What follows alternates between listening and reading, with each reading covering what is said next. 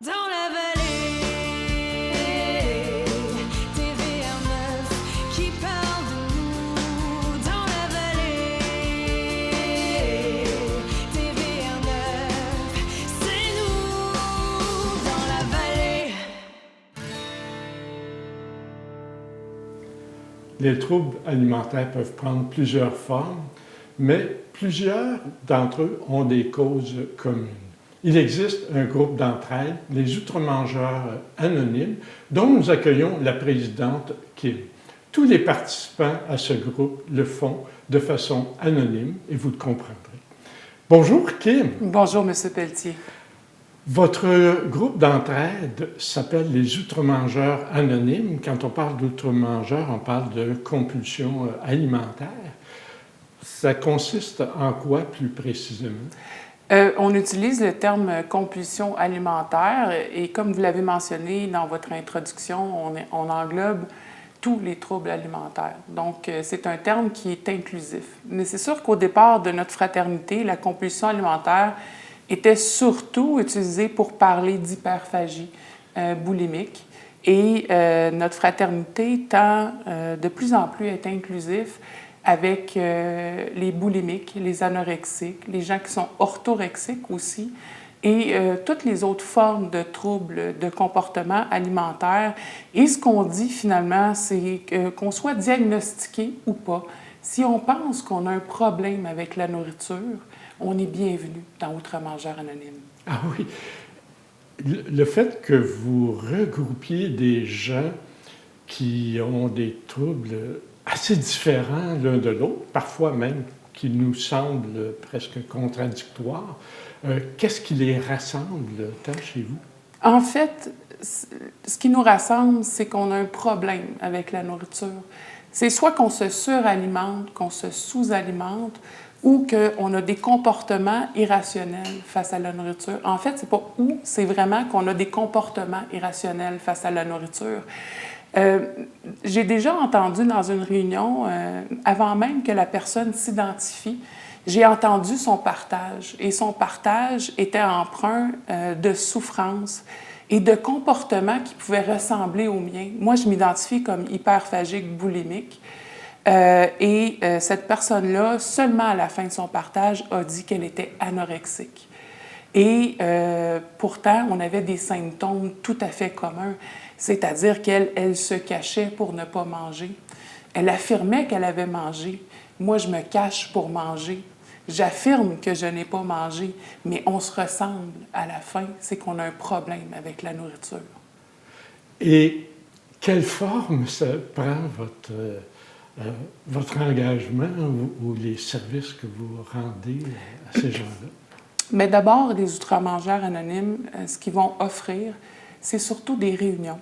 Des réunions où d'autres outre-mangeurs compulsifs, on s'identifie comme outre-mangeurs compulsifs, vont se réunir.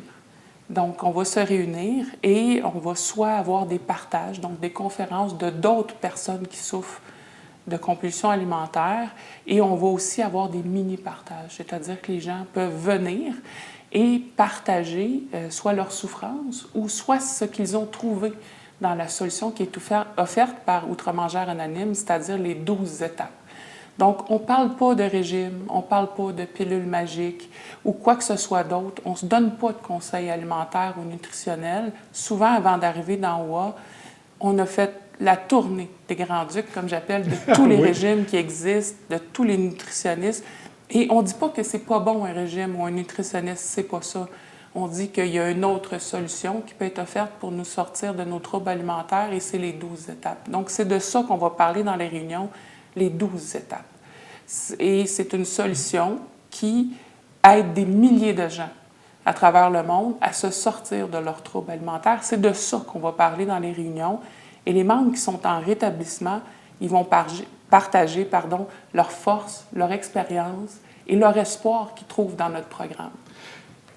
Les 12 étapes, ça ne décourage pas qu'il y ait tant d'étapes ou c'est plutôt le fait qu'on y va un petit pas à la fois? C'est un petit pas à la fois. Oui, ça peut sembler décourageant, je ne vous mentirai pas, mais on trouve des principes spirituels qu'on dit dans notre programme dans chacune de ces étapes-là. Et déjà, en deuxième étape, le principe, c'est l'espoir. On entrevoit l'espoir d'une solution. Et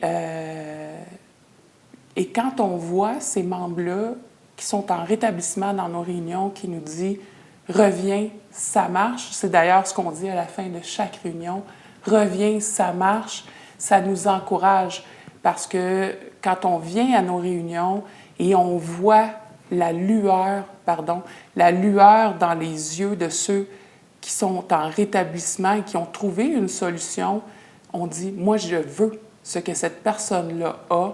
Et c'est ce qui nous fait revenir semaine après semaine ou jour après jour aux réunions.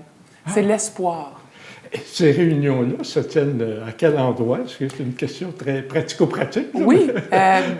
En fait, il y en a partout à travers la grande région de Montréal. On en a sur la Rive-Sud, sur la Rive-Nord.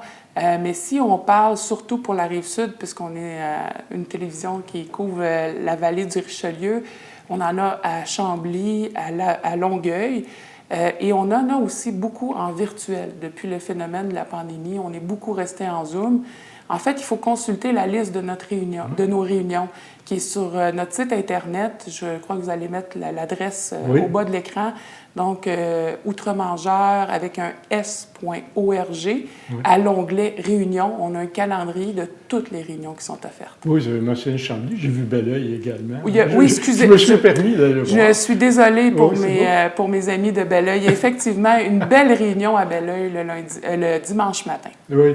Et de toute façon, il y en a aussi en virtuel pour les gens qui préfèrent. Qui ne peuvent pas se déplacer ou qui auraient besoin soudainement de participer à une réunion. J'ai vu quelque chose d'intéressant sur votre site. C'est une sorte d'autodiagnostic où on se pose une série de questions auxquelles on répond soi-même. Oui. J'ai trouvé ça formidable. Oui. C'est sur le même site, évidemment. C'est à l'onglet « Suis-je un outre-mangeur ». C'est 15 questions qui peuvent nous diriger à savoir est-ce que j'en suis un outre-mangeur? Donc, on dit, si tu as répondu oui à 2 ou 3 questions, peut-être que tu devrais au moins venir à une réunion, voir si tu t'identifies. Parce que dans une réunion, en entendant d'autres membres partager, on peut voir si on peut s'identifier à notre fraternité. Et plus bas, dans la même page sur le site, il y a les symptômes qui dit que on n'est pas tous très obèses dans Outre-Mangeurs Anonymes. On peut avoir une taille normale, on peut être trop mince même. Donc, il faut lire cette page-là. Elle est pleine de bonnes informations.